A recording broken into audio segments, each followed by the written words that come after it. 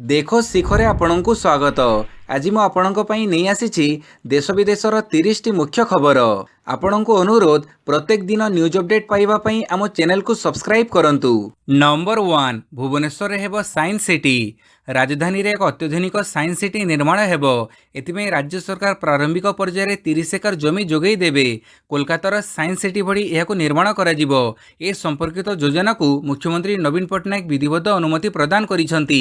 ମିଳିଥିବା ସୂଚନା ଅନୁଯାୟୀ ରାଜଧାନୀ ଉପକଣ୍ଠରେ ଏକ ସାଇନ୍ସ ସିଟି ନିର୍ମାଣ ପାଇଁ ବିଜ୍ଞାନ ଓ କାରିଗରୀ ବିଭାଗ ପ୍ରସ୍ତୁତ କରିଥିବା ଯୋଜନାକୁ ମୁଖ୍ୟମନ୍ତ୍ରୀ ଅନୁମୋଦନ କରିବା ସହ ଏନେଇ ତୁରନ୍ତ ବ୍ଲୁପ୍ରିଣ୍ଟ ପ୍ରସ୍ତୁତ କରିବାକୁ କହିଛନ୍ତି। ଏହି ସମୟ ମଧ୍ୟରେ ବିଜ୍ଞାନ ଓ କାରିଗରୀ ବିଭାଗ ଇଟ୍କୋ ସହାୟତାରେ ଜମି ଚିହ୍ନଟ କରିବାକୁ କୁହାଯାଇଛି। ନମ୍ବର 2 ଆଜି ବାହୁଡ଼ା ଯାତ୍ରା। ଆଜି ବାହୁଡ଼ା ଯାତ୍ରା ତା ପୂର୍ବରୁ କାଲି ଅପରାହ୍ନ 4ଟା ଯାଏଁ ସନ୍ଧ୍ୟା ଦର୍ଶନ ପାଇଁ ବ୍ୟବସ୍ଥା କରାଯାଇଥିଲା। ଅପରପକ୍ଷେ ରଥଯାତ୍ରା ଭଳି ବାହୁଡ଼ା ଯାତ୍ରାରେ କିଭଳି ଷୋହଳ ନୀତିକାନ୍ତି କରାଯିବ ସେ ନେଇ ଜିଲ୍ଲାପାଳଙ୍କ ସହ ଦଇତାପତି ନିଯୋଗର ଆଲୋଚନା ହୋଇଛି। ସୁନାବେଶରେ ଏଥର ପ୍ରବଳ ଜନସମାଗମ ହେବ ଦୃଷ୍ଟିରୁ ରାତି 1ଟାଏ ଯାଏଁ ଭକ୍ତଙ୍କ ଦର୍ଶନ ବ୍ୟବସ୍ଥା କରାଯାଇଛି। ସୁନାବେଶ ସମୟରେ ବିଗ୍ରହଙ୍କ ସମ୍ମୁଖରେ କୌଣସି ସେବାୟତ ରହିବେ ନାହିଁ ଓ 3 ରଥର ଉଭୟ ପାର୍ଶ୍ୱରେ ପାଇପ୍ ଲଗାଯିବ ବୋଲି ନିଷ୍ପତ୍ତି ହୋଇଛି। ନମ୍ବର 3 ନବୀନଙ୍କ ସହ ମଧ୍ୟାହ୍ନ ଭୋଜନ କଲେ ଏନ୍ଡିଏ ରାଷ୍ଟ୍ରପତି ପ୍ରାର୍ଥୀ। ଏନ୍ଡିଏ ରାଷ୍ଟ୍ରପତି ପ୍ରାର୍ଥୀ ଦ୍ରୌପଦୀ ମୁର୍ମୁ କାଲି ଓଡ଼ିଶା ଗସ୍ତରେ ଆସି ନିଜ ସପକ୍ଷରେ ପ୍ରଚାର କରି ଲକ୍ଷ୍ନୌ ଅଭିମୁଖେ ଫେରି ଯାଇଛନ୍ତି। ଶ୍ରୀମତୀ ମୁର୍ମୁଙ୍କୁ ବିଜେଡି ସୁପ୍ରିମୋ ତଥା ମୁଖ୍ୟମନ୍ତ୍ରୀ ନବୀନ ପଟ୍ଟନାୟକ କାଲି ତାଙ୍କ ବାସଭବନରେ ମଧ୍ୟାହ୍ନ ଭୋଜନରେ ଆପ୍ୟାୟିତ କରିଛନ୍ତି। ମଧ୍ୟାହ୍ନ ଭୋଜନରେ ଶୁଦ୍ଧ ଶାକାହାରୀ ଓ ସମ୍ପୂର୍ଣ୍ଣ ଓଡ଼ିଆ ଖାଦ୍ୟ ଥିଲା ବୋଲି ଜଣାପଡ଼ିଛି। ନିର୍ଦ୍ଧାରିତ କାର୍ଯ୍ୟସୂଚୀର କିଛି ସମୟ ବିଳମ୍ବରେ ଆସି ସ୍ୱତନ୍ତ୍ର ବିମାନରେ ଭୁବନେଶ୍ୱର ଆନ୍ତର୍ଜାତିକ ବିମାନ ବନ୍ଦରରେ ପହଞ୍ଚିବା ପରେ ସେଠାରେ ତାଙ୍କୁ ଉଭୟ ବିଜେପି ଓ ବିଜେଡି ପକ୍ଷରୁ ଭବ୍ୟ ସ୍ୱାଗତ ସମ୍ବର୍ଦ୍ଧନା ଦିଆଯାଇଥିଲା। ପରେ ତାଙ୍କୁ ଓଡ଼ିଶା ବିଧାନସଭା ପରିସରରେ ବିଜେଡି ପକ୍ଷରୁ ସ୍ୱାଗତ କରାଯାଇଥିଲା। ସେଠାରେ ଶ୍ରୀମତୀ ମୁର୍ମୁ ବିଜେଡି ବିଧାୟକ ଓ ସାଂସଦମାନଙ୍କୁ ଭେଟିଥିଲେ। Number 4 Udayagiri light and sound show ଭାଗ୍ୟ ଫିଟିବ, ହଟିଲା ଇଏସ୍ଆଇ ବାଧା। Udayagiri light and sound show ଭାଗ୍ୟ ଖୋଲିବ। ବିଳମ୍ବରେ ହେଲେ ମଧ୍ୟ ଏହି ଶୋ ପାଇଁ ଭାରତୀୟ ପ୍ରତ୍ନତାତ୍ତ୍ୱିକ ସର୍ବେକ୍ଷଣ ସଂସ୍ଥା ପକ୍ଷରୁ ଭାରତୀୟ ପର୍ଯ୍ୟଟନ ଉନ୍ନୟନ ନିଗମକୁ ଅନୁମତି ପ୍ରଦାନ କରାଯାଇଛି। ଐତିହ୍ୟକୁ ସୁରକ୍ଷା ଦେଇ କିଭଳି ଓ କେଉଁ ପଦ୍ଧତିରେ ଲାଇଟ୍ ଆଣ୍ଡ ସାଉଣ୍ଡ ଶୋ କାମ କରିବ ସେ ନେଇ ଇଏସ୍ଆଇ ନିର୍ଦ୍ଦେଶନାମା ଜାରି କରିଛି। ଏଥିସହ ରାଜଧାନୀର ଏହି ପ୍ରମୁଖ ଐତିହ୍ୟରେ ଲାଇଟ୍ ଆଣ୍ଡ ସାଉଣ୍ଡ ଶୋ ହେବା ନେଇ ଲାଗି ରହିଥିବା ବିବାଦର ଆପାତତଃ ପରିସମାପ୍ତି ଘଟିଛି। ଏକ ଦଶନ୍ଧି ତଳେ ଏହି ପ୍ରକଳ୍ପ ଲାଗି କାମ ଆରମ୍ଭ ହୋଇଥିଲା। ମାତ୍ର ଇଏସ୍ଆଇର ବିନା ଅନୁମତିରେ କୀର୍ତ୍ତିରାଜି ଖୋଳିବାକୁ ନେଇ ବିବାଦ ଦେଖାଯିବା ପରେ ତାହାକୁ ଅଧାରୁ ବନ୍ଦ କରିବାକୁ ପଡ଼ିଥିଲା। କେନ୍ଦ୍ର ଓ ରାଜ୍ୟ ସରକାରଙ୍କ ମଧ୍ୟରେ ଆଲୋଚନା ପର୍ଯ୍ୟାଲୋଚନା ପରେ ଏବେ ପ୍ରକଳ୍ପ ଆଉ ପାଦେ ଆଗକୁ ବଢ଼ିଛି। ପାଣିପାଗ ସୂଚନା ପ୍ରବଳରୁ ଅତି ପ୍ରବଳ ବର୍ଷିବ। 4 ଜିଲ୍ଲାକୁ ଅରେଞ୍ଜ, 6 ଜିଲ୍ଲାକୁ ୟେଲୋ ୱାର୍ଣ୍ଣିଂ ଜାରି।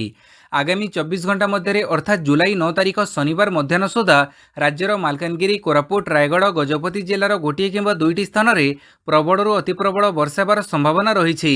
ସେଥିପାଇଁ ଏହି 4ଟି ଜିଲ୍ଲାକୁ ଅରେଞ୍ଜ ୱାର୍ଣ୍ଣିଂ ଜାରି କରିଛି ପାଣିପାଗ ବିଭାଗ।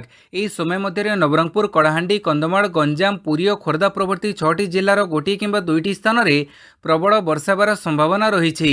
ଏତଦ୍ବ୍ୟତୀତ ରାଜ୍ୟର ଅନ୍ୟ ଜିଲ୍ଲାଗୁଡ଼ିକର ଗୋଟିଏ କିମ୍ବା 2ଟି ସ୍ଥାନରେ ହାଲୁକାରୁ ମଧ୍ୟମ ଧରଣର ବର୍ଷା ସହ ବଜ୍ରପାତ ହେବାର ସମ୍ଭାବନା ରହିଛି ବୋଲି ଏକ ସତର୍କ ସୂଚନା ଜାରି କରିଛି ପାଣିପାଗ ବିଜ୍ଞାନ କେନ୍ଦ୍ର।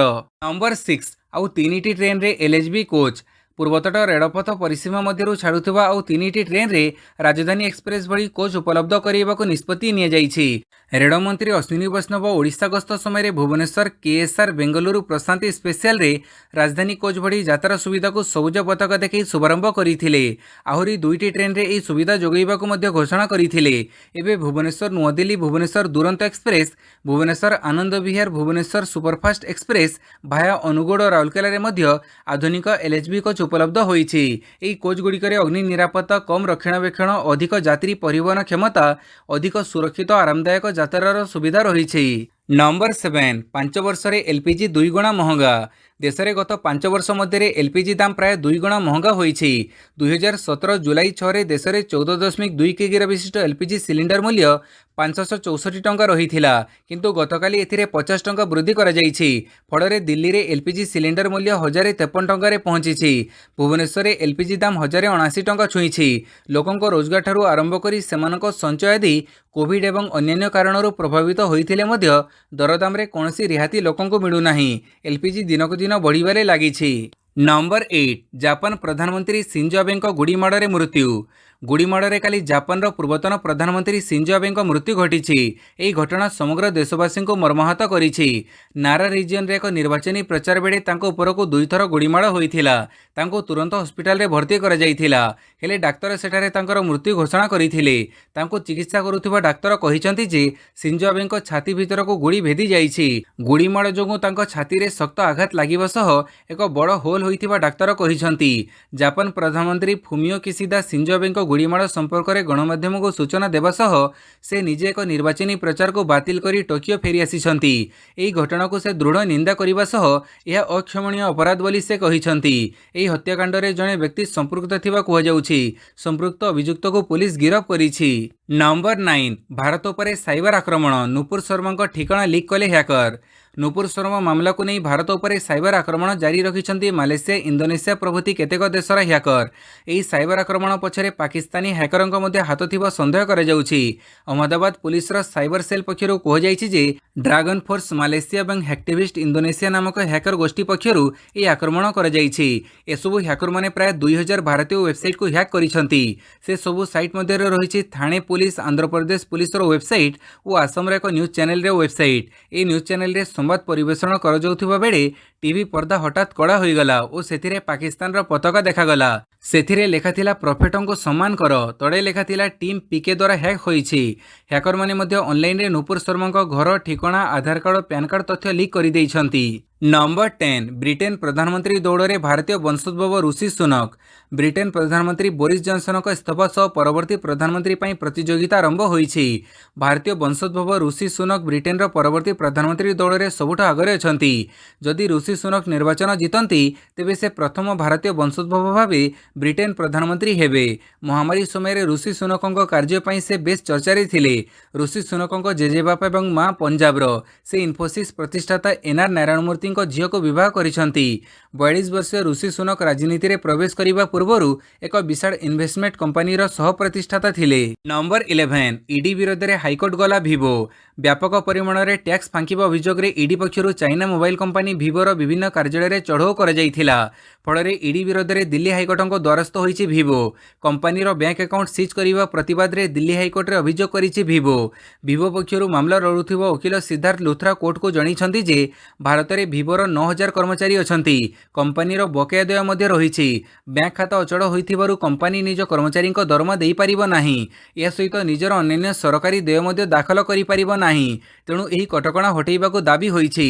गतकाली भिवो उपरे प्रवर्तन निर्देशालय पक्षरु रेड करा जाइछि।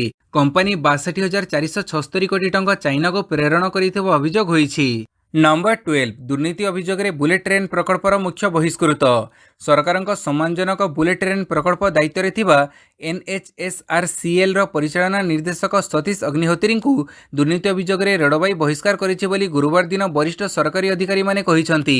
तांको स्थान रे national high speed rail corporation limited प्रकल्पर निर्देशक राजेंद्र प्रसाद को 3 मास पई उक्त दायित्व हस्तांतर कर जाइथिबा कथा से माने कहिसंती।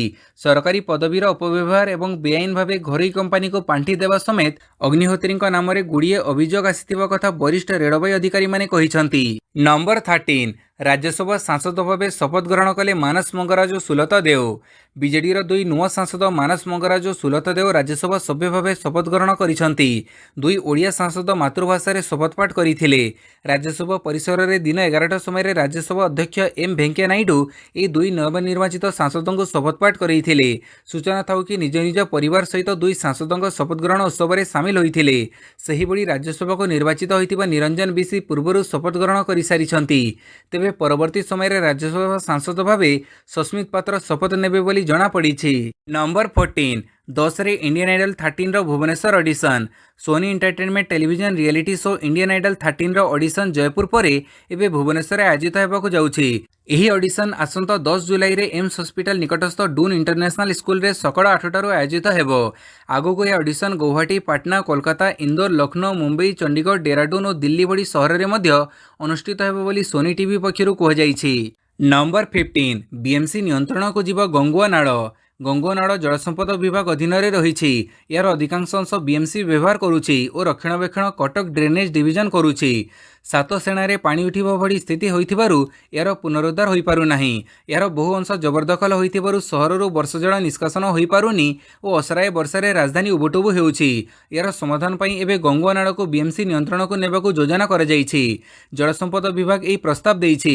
ଆସନ୍ତା 18 ତାରିଖରେ ଜଳସମ୍ପଦ ବିଭାଗରେ ହେବାକୁ ଥିବା ବୈଠକରେ ବିଏମ୍ସି କମିଶନର, ଗୃହ ଓ ନଗର ଉନ୍ନୟନ ବିଭାଗ, ପୌର ପ୍ରଶାସନ ନିର୍ଦ୍ଦେଶକ, ଜଳସମ୍ପଦ ବିଭାଗ ଅଧିକାରୀ ଓ କଟକ ଡ୍ରେନେଜ ଡିଭିଜନ ମୁଖ୍ୟ ଯନ୍ତ୍ରୀ ଅଂଶଗ୍ରହଣ କରିବେ। ତେବେ ବିଏମ୍ସି ଏହାର ପୁନରୁଦ୍ଧାର ପାଇଁ ମାଷ୍ଟର ପ୍ଲାନ ପ୍ରସ୍ତୁତ କରିବା ଆରମ୍ଭ କରିଥିବା ଜଣାପଡ଼ିଛି।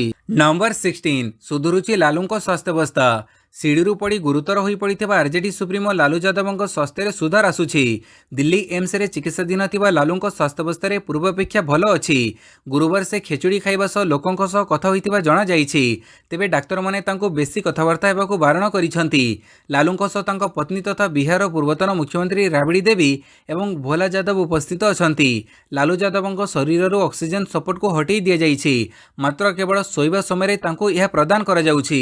ଏହିପରି ଭାବେ ଆରୋଗ୍ୟ ଲାଭ କଲେ ଖୁବ୍ ଶୀଘ୍ର ତାଙ୍କୁ ଆଇସିୟୁରୁ ନର୍ମାଲ ୱାର୍ଡକୁ ସ୍ଥାନାନ୍ତର କରାଯିବ ବୋଲି ଏମ୍ସ ସୂତ୍ରରୁ ପ୍ରକାଶ। ନମ୍ବର 17 ରୋହିତ ରଞ୍ଜନଙ୍କୁ ବଡ଼ ଆଶ୍ୱସ୍ତି, ଗିରଫଦାରୀ ଉପରେ ଲାଗିଲା ରୋକ। ଜିଓ ନ୍ୟୁଜ୍ ଆଙ୍କର ରୋହିତ ରଞ୍ଜନଙ୍କୁ ସୁପ୍ରିମକୋର୍ଟରୁ ମିଳିଛି ବଡ଼ ଆଶ୍ୱସ୍ତି। ରୋହିତଙ୍କ ଗିରଫଦାରୀ ଉପରେ ରୋକ ଲଗାଇଲେ ସୁପ୍ରିମକୋର୍ଟ। ଏପରିକି ରୋହିତଙ୍କ ଆବେଦନ ଉପରେ କେନ୍ଦ୍ର ସରକାରଙ୍କୁ ନୋଟିସ କରିଛନ୍ତି ସୁପ୍ରିମକୋର୍ଟ। ନିଜ ଆବେଦନର ତତ୍କାଳ ଶୁଣାଣି କରିବାକୁ ସୁପ୍ରିମକୋର୍ଟରେ ଆବେଦନ କରିଥିଲେ ରୋହିତ ରଞ୍ଜନ। ବିଭିନ୍ନ ରାଜ୍ୟରେ ତାଙ୍କ ନାମରେ ରୁଜୁ ହୋଇଥିବା ମାମଲାକୁ ଏକତ୍ର କରିବାକୁ ସେ ଅପିଲ କରିଛନ୍ତି। କଂଗ୍ରେସର ପୂର୍ବତନ ଅଧ୍ୟକ୍ଷ ରାହୁଲ ଗାନ୍ଧୀଙ୍କ ବୟାନକୁ ଏପଟ ସେପଟ କରି ଟିଭି ଚ୍ୟାନେଲରେ ଦେଖାଇବା ପରେ ତାଙ୍କୁ ବିଭିନ୍ନ ଅଞ୍ଚଳରେ ତୀବ୍ର ବିରୋଧ କରାଯାଇଥିଲା। ଏପରିକି ବିଭିନ୍ନ ରାଜ୍ୟରେ ତାଙ୍କ ନାମରେ ବହୁ ମାମଲା ରୁଜୁ ହୋଇଥିଲା। ନମ୍ବର 18 ଆକାର ପଟେଲଙ୍କୁ 10 କୋଟି ଟଙ୍କା ଜରିମାନା। ବୈଦେଶିକ ବିନିମୟ ପରିଚାଳନା ଆକ୍ଟ ଉଲ୍ଲଂଘନ ଅଭିଯୋଗରେ ପ୍ରବର୍ତ୍ତନ ନିର୍ଦ୍ଦେଶାଳୟ ଶୁକ୍ରବାର ଆମନେଷ୍ଟି ଇଣ୍ଟରନ୍ୟାସନାଲ ଇଣ୍ଡିଆ ଏବଂ ଏହାର ପୂର୍ବତନ ମୁଖ୍ୟ କାର୍ଯ୍ୟନିର୍ବାହୀ ଅଧିକାରୀ ଆକାର ପଟେଲଙ୍କୁ କାରଣ ଦର୍ଶାଅ ନୋଟିସ ଜାରି କରିଛି। ତଦନ୍ତକାରୀ ସଂସ୍ଥା ଆମନେଷ୍ଟି ଇଣ୍ଟରନ୍ୟାସନାଲ ଉପରେ 51.72 କୋଟି ଟଙ୍କା ଜରିମାନା ଲାଗୁ କରିଛି। ସେହିପରି ସଂସ୍ଥାର ପୂର୍ବତନ ସିଇଓ ଆକାର ପଟେଲଙ୍କୁ 10 କୋଟି ଟଙ୍କା ଜରିମାନା କରାଯାଇଛି। ଆମନେଷ୍ଟି ଇଣ୍ଟରନ୍ୟାସନାଲ ଇଣ୍ଡିଆ ବିରୋଧରେ ବିଦେଶୀ ଅର୍ଥ ହେରଫେର ନେଇ ଅଭିଯୋଗ ଆସିବା ପରେ କେନ୍ଦ୍ରୀୟ ତଦନ୍ତକାରୀ ସଂସ୍ଥା ଇଡି ଖୋଳତାଡ଼ ଆରମ୍ଭ କରିଥିଲା। ଅନୁମତି ନଥିବା ସତ୍ତ୍ୱେ ଭାରତରେ ଏନଜିଓ କାର୍ଯ୍ୟକଳାପ ବୃଦ୍ଧି ଉଦ୍ଦେଶ୍ୟରେ ଆମନେଷ୍ଟି ଇଣ୍ଟରନ୍ୟାସନାଲ ଇଣ୍ଡିଆ ବ୍ୟାପକ ପରିମାଣରେ ବିଦେଶୀ ଅର୍ଥ ଆଣି ହେରଫେର କରିଥିବା ଅଭିଯୋଗ ହୋଇଛି। ଇଡିର ସମନ ଅନୁସାରେ ଆମନେଷ୍ଟି ଇଣ୍ଟରନ୍ୟାସନାଲ 2013ରୁ 2018 ମଧ୍ୟରେ ଆମନେଷ୍ଟି ୟୁକେ ଠାରୁ 52 କୋଟି ଟଙ୍କା ଆଣିଥିଲା। ସେତେବେଳେ ଆକାର ପଟେଲ ସିଇଓ ଥିଲେ। ନମ୍ବର 19 ନିର୍ମାଣ ଶ୍ରମିକଙ୍କ ସମସ୍ୟା ଉପରେ ସଂଗ୍ରାମ ପାଇଁ ଆହ୍ୱାନ। ଏଆଇଟିୟୁସି ସହବର୍ଦ୍ଧିତ Odisha forest wood agriculture and building construction workers ୟୁନିୟନର ରାଜ୍ୟ କମିଟି ବୈଠକ ସୁରଜ ଜେନାଙ୍କ ସଭାପତିତ୍ୱରେ ଅନୁଷ୍ଠିତ ହୋଇ ନିର୍ମାଣ କଲ୍ୟାଣ ବୋର୍ଡ ଏକତରଫା ଭାବେ ମେ 1 ତାରିଖଠାରୁ ଅନଲାଇନ୍ ନାମରେ ନିର୍ମାଣ ଶ୍ରମିକ ପଞ୍ଜୀକରଣ ସହାୟତା ରାଶି ପ୍ରଦାନ ବନ୍ଦ କରାଯିବା ପ୍ରତିବାଦରେ ସଂଗ୍ରାମ ପାଇଁ ଆହ୍ୱାନ ଦିଆଯାଇଛି। ୟୁନିୟନର ସାଧାରଣ ସମ୍ପାଦକ ବିଜୟ ଜେନା ତାଙ୍କ ବକ୍ତବ୍ୟରେ ନିର୍ମାଣ ଶ୍ରମିକ କଲ୍ୟାଣ ବୋର୍ଡର ଆଭିମୁଖ୍ୟକୁ କଡ଼ା ସମାଲୋଚନା କରିବା ସହ ଗତ 25 ତାରିଖରେ ନିର୍ମାଣ ଶ୍ରମିକ ୟୁନିୟନ ସମନ୍ୱୟ କମିଟି ତରଫରୁ ଆନ୍ଦୋଳନ ପରିପ୍ରେକ୍ଷୀରେ ଶ୍ରମ କମିଶନର ଦେଇଥିବା ପ୍ରତିଶ୍ରୁତିକୁ ପୂରଣ କରିବାକୁ ଦାବି କରିଥିଲେ। ନମ୍ବର 20 ନିଜ ପଦରୁ ତଡ଼ା ଖାଇଲେ ହରିୟାଣା ବିଜେପିର ଆଇଟି ସେଲ୍ ମୁଖ୍ୟ। ହରିୟାଣା ବିଜେପିର ଆଇଟି ସେଲ୍ ମୁଖ୍ୟ ଅରୁଣ ଯାଦବଙ୍କୁ ଗୁରୁବାର ନିଜ ପଦରୁ ହଟେଇ ଦିଆଯାଇଛି। ମୁସଲିମ ସମ୍ପ୍ରଦାୟ ବିରୋଧରେ ବିବାଦୀୟ ଟ୍ୱିଟ୍ ଦେଇଥିବା ଅଭିଯୋଗରେ ବିଜେପି ପକ୍ଷରୁ ଏପରି କଡ଼ା କାର୍ଯ୍ୟାନୁଷ୍ଠାନ ଗ୍ରହଣ କରାଯାଇଛି। ଅରୁଣ ଯାଦବଙ୍କୁ ଗିରଫ କରିବା ପାଇଁ ବାରମ୍ବାର ଦାବି ଉଠିବା ପରେ ପାର୍ଟି ତରଫରୁ ଏପରି ପଦକ୍ଷେପ ନିଆଯାଇଛି। ଅରୁଣ ଯାଦବଙ୍କୁ ନିଜ ସୋସିଆଲ ମିଡିଆ ପୋଷ୍ଟ ପାଇଁ ତୀବ୍ର ସମାଲୋଚନାର ଶିକାର ହେବାକୁ ପଡ଼ୁଛି। ଏପରିକି ତାଙ୍କ ଟ୍ୱିଟ୍କୁ ବିରୋଧୀମାନେ ବ୍ୟାପକ ଭାବେ ଭାଇରାଲ କରିବାରେ ଲାଗିଛନ୍ତି। ଅରୁଣ 2017 ମସିହାରେ ଓ ଗତ ମେ ମାସରେ କରିଥିବା ବିବାଦୀୟ ଟ୍ୱିଟ୍କୁ ବହୁ ମାତ୍ରାରେ ସେୟାର କରାଯାଉଛି। ଏଥିସହ ଟ୍ୱିଟରରେ ଆରେଷ୍ଟ ଅରୁଣ ଯାଦବ ଏବେ ଖୁବ୍ ଟ୍ରେଣ୍ଡ କରୁଛି। ନମ୍ବର 21 ମହମ୍ମଦ ଜୁବେରଙ୍କୁ ଜାମିନ, କିନ୍ତୁ ଏବେ ଜେଲରୁ ମୁକୁଳି ପାରିବେନି। ଅଲ୍ଟ ନ୍ୟୁଜର ସହ ପ୍ରତିଷ୍ଠାତା ମହମ୍ମଦ ଜୁବେରଙ୍କୁ ମିଳିଲା ଆଶ୍ୱସ୍ତି। ସୁପ୍ରିମକୋର୍ଟ ପକ୍ଷରୁ ତାଙ୍କୁ କାଲି ଜାମିନ ପ୍ରଦାନ କରାଯାଇଛି। ଧର୍ମୀୟ ଭାବନାକୁ ଆଘାତ ଦେଇଥିବା ଅଭିଯୋଗରେ ଗତ 27 ତାରିଖରେ ଜୁବେରଙ୍କୁ ଗିରଫ କରାଯାଇଥିବା ବେଳେ କାଲି ସୁପ୍ରିମକୋର୍ଟ ତାଙ୍କୁ ଜାମିନ ପ୍ରଦାନ କରିଛନ୍ତି। ତେବେ କାଲିଠାରୁ ଜାମିନ ମିଳିଥିଲେ ବି ସେ ଜେଲରୁ ବାହାରି ପାରିବେ ନାହିଁ। ତାଙ୍କୁ ଦିଲ୍ଲୀ ପୁଲିସର ବିଚାର ବିଭାଗୀୟ ହାଜତରେ ରଖାଯିବ। ଜଷ୍ଟିସ୍ ଇନ୍ଦିରା ବାନାର୍ଜୀ ଓ ଜଷ୍ଟିସ୍ କେ ମହେଶ୍ୱରୀଙ୍କୁ ନେଇ ଗଠିତ ଖଣ୍ଡପୀଠ ଏହି ମାମଲାର ଶୁଣାଣି କରି ମହମ୍ମଦଙ୍କୁ ଜାମିନ ପ୍ରଦାନ କରିଛନ୍ତି। ଏଥିସହ କିଛି ସର୍ତ୍ତାବଳୀ ଲାଗୁ କରାଯାଇଥିବା ଉଲ୍ଲେଖ ହୋଇଛି। ନମ୍ବର 22 ଅମରନାଥ ଗୁମ୍ଫା ନିକଟରେ ବାଦଲ ଫଟା ବର୍ଷା, 15 ମୃତ ଅନେକ ନିଖୋଜ। जम्मू और कश्मीर पवित्र अमरनाथ गुंफा निकटରେ शुक्रवार होईଛି बादल फटा वर्षा। एथिरे 15 जनकर मृत्यु घटिथिबा सूचना मिलिछि। आहुरी अनेक लोक निखोज होई जाइथिबा जणा पड़िछि। किछि तीर्थयात्री शिविर भासी जाइछि। अपराह्न प्राय 5:30 बेले एठारे बादल फाटिथिला, फଳରେ प्रबल वर्षा होइथिला। वर्षा बंद हेबा परे आईटीबीपी पक्षरु उद्धार कार्य आरंभ होई जाइछि। सूचनायोग्य खराब पाग जोगु गत मंगलवार अमरनाथ यात्रा को बंद रखा जाइथिला। नंबर 23 अशोधित तैल दाम $100 तले। निज आवश्यकतार 84% तेल आमदानी करुथुबा भारत ପାଇଁ खुशी खबर। आंतर्जातिक बजार में अशोधित तैलर ब्यारेल पिछा दाम $100 तड़क ह्रास पाई। मासक पूर्व यह दर $120 भली स्तर में थिला। गत किछि दिन हेलाणी सेथिरे द्रुत ह्रास घटी। जदिओ तैल बजार में सेभली किछि बड़ धरणर ह्रास घटी नाही, मात्र अमेरिका रे मांदावस्था देखादेवार आशंका थिबारु तेल समेत धातव अन्य सामग्री दाम ह्रास पाई। ब्रेंट क्रूडर ब्यारेल पिछा दाम $19.61 रही। वेस्ट टेक्सास इंटरमीडिएट दाम $98.53 रही। नंबर 24 झील पुओ को छाड़ी चलीगले आंध्र मुख्यमंत्री जगन मां। आंध्र प्रदेशर मुख्यमंत्री वाईएस जगनमोहन रेड्डी मां विजयम्मा काली वाईएसआर कांग्रेस इस्तीफा देइछंती। से तांको झील को समर्थन करिबा पई एही निष्पत्ति नेइछंती। तांको झील तेलंगाना रे एक नूतन दल गठन करिथिबा बेले तेलंगाना रे विधानसभा निर्वाचन हेबार अछि। काली जगन मां वाईएसआर कांग्रेस इस्तीफा देई निज झील को समर्थन देबाको आगे आसिछंती। नंबर 25 उत्तराखंड नैनीताल रे नई को खसी पड़ा कार, 9 मृत 2 उद्धार। पंजाब किसी पर्यटकों को नहीं काली सकाळे उत्तराखंड रामनगर अभिमुखे जाउथिबा गोटे कार ढेलवा नदी में पड़ी प्रखर स्रोत में भासी जिबारु 9 जन व्यक्तिंकर मृत्यु घटिथिबा कथा पुलिस कहिछि। कार मध्यरु वर्तमान सुधा 4 जनक शव उद्धार कर जाइथिबा बेले आहुरी 5 जनकर शव मध्य कार भितरे फसी रहिछि। सेमानक शव बाहर करिबा लागि उद्यम जारी रहिछि। संग्रहित सूचना अनुसार कार रे 11 जन यात्री थिले। खबर पाइबा परे उत्तराखंड पुलिस, राज्य विपर्यय प्रशमन बल एवं अग्निशम विभाग घटनास्थल में पहुंची उद्धार कार्य लगी। नंबर 26 अगस्ट रे जिम्बाब्वे गस्त करिवो टीम इंडिया। अगस्ट रे भारतीय क्रिकेट दल जिम्बाब्वे गस्तरे जीवो। एथिलागि विधिबद्ध भावे दिन धार्य करा जाई नथिले हें आईसीसी दिनिकिया सुपर लीग रो एक अंश स्वरूप भारत 3टी मैच खेलिबो। संभवतः अगस्ट 18, 20 और 22 रे खेली पारे बोली कह जाउछि। तेबे एही सीरीज जिम्बाब्वे पई गुरुत्वपूर्ण। आसंता वर्ष हेबाकु थिबा अंतर्जातीय दिनिकिया विश्वकप लागि योग्यता अर्जन लागि पॉइंट संग्रह करि हेबो। एही सीरीज प्रतिद्वंदितामूलक स्मरणीय हेबो बोली जिम्बाब्वे क्रिकेटर जने ऑफिशियल प्रकाश करिसंती। 6 वर्ष मध्यरे एही आफ्रिकीय देश को भारत यह प्रथम टूर हेबो। नंबर 27 पुणी यूक्रेन उपरे मिसाइल माड़ कला रूसिया। रूसिया और यूक्रेन मध्य युद्ध 134तम दिन में पहुंची। रूसिया पुणी यूक्रेन खार्किव और डोनेस्क सहर में मिसाइल माड़ करिछि। एथिरे 12 जनकर मृत्यु घटिथिबा बेले 25 जन आहत होइछंती। अन्य पक्षरे यूक्रेन सेना द्वारा होइतिबा आक्रमण में रूसियार 4 जन साधारण नागरिक मध्य प्राण हरैथिबा कहजाउछि। रूसियार प्रतिरक्षा मंत्रालय दाबी करिछि जे मिसाइल माड़े यूक्रेन रे अमेरिका द्वारा निर्मित 2टी उन्नत रॉकेट सिस्टम एवं डोनेस्क रे थिबा गुड़ीगोड़ा डिपो को नष्ट कर देइछि। तेबे यूक्रेन एहाको अस्वीकार करिछि। नंबर 28 स्मिथ और लाबुसेन शतक। ऑस्ट्रेलिया 5 विकेट रे 298। गाले इंटरनेशनल स्टेडियम रे खेला जाउथुबा द्वितीय टेस्ट रे शतक हासिल करिसंती स्टीवेन स्मिथ और मानस लाबुसेन। 2 बैट्समैन शतक सहायतार ऑस्ट्रेलिया प्रथम दिन स्टंप अपसारण सुधा 5 विकेट हरी 298 रन करिछि। खेल शेष होबा बेलको पूर्वतन अधिनायक स्टीव स्मिथ 109 रन करी अपराजित रहिसंती। एपरिकी दीर्घ दिन पर स्मिथ शतक हासिल करिसंती। शेष थर पई स्मिथ 2021 जनवरी रे भारत विरोध में शतक हासिल करथिले। श्रीलंका पक्षर डेब्यू करिथिबा प्रभात जयसूर्या सफल बॉलर भावे 90 रन व्यय करी 3 विकेट अख्तियार करिसंती।